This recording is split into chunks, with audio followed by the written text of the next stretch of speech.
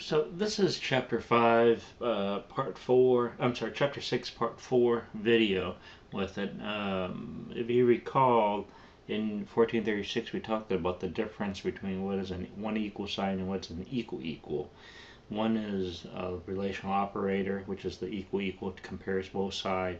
If it's true or false, it's a Boolean expression with it. The single equal is a sign from the right to the left. Now, there is a method in Java. It's called the equal method with it. So when you have an equal equal operator used as a reference variable, the memory address of the object is compared. It's the memory address being compared, not the content. Okay. The content of the object are not compared. So all objects have an equal method with this. So here's how we're going to write this thing. You know this because I have a test question on this.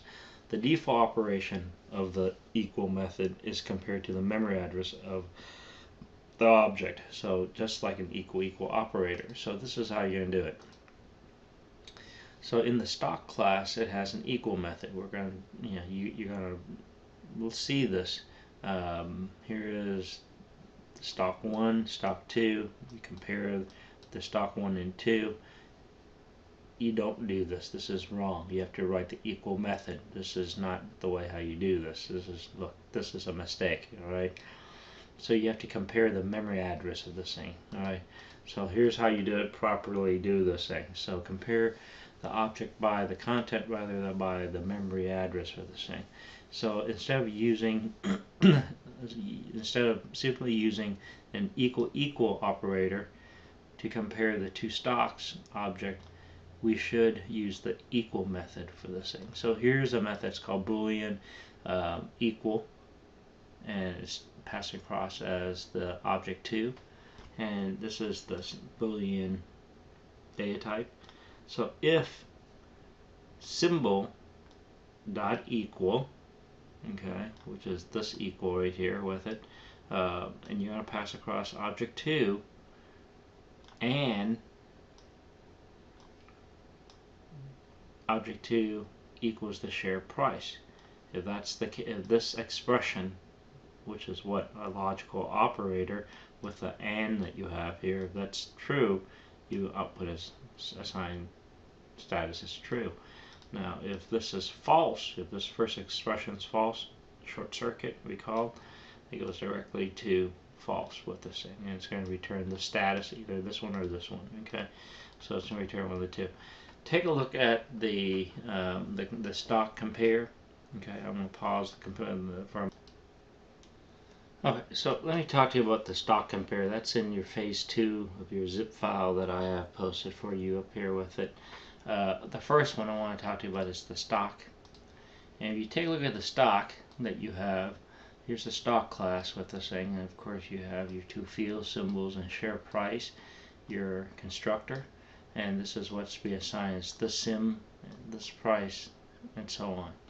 So, and then of course you have your getters and your setters in here as well with this. Okay, so this is what it looks like when you compare the if it's equal or not with this thing. And this is the one that's on the slide right now with it. Look at the syntax. So you can determine whether the object of the share price is equal to object 2's symbols and share price with it.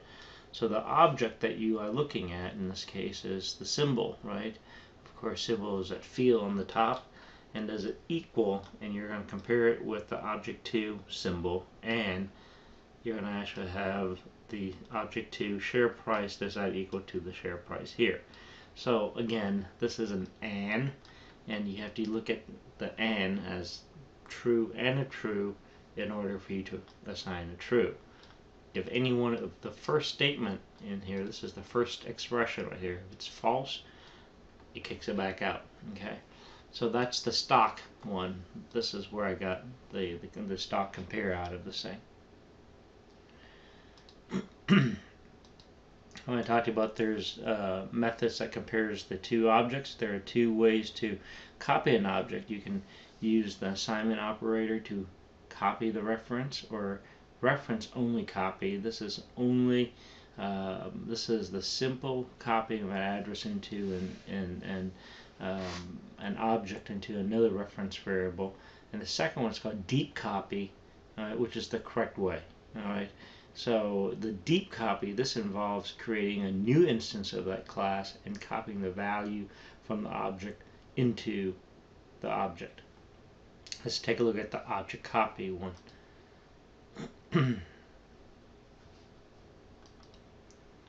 So this is the ones in phase 3 of your stock, and if you look at the way how this is properly done is the deep copy. Again, you pass across as company 1, company 2, that's what you declare as a stock variable for this thing, and you make copy 2 of reference a copy of the object by reference 1. So you use the company 1, store that into the memory address of company 2, and you're going to display it.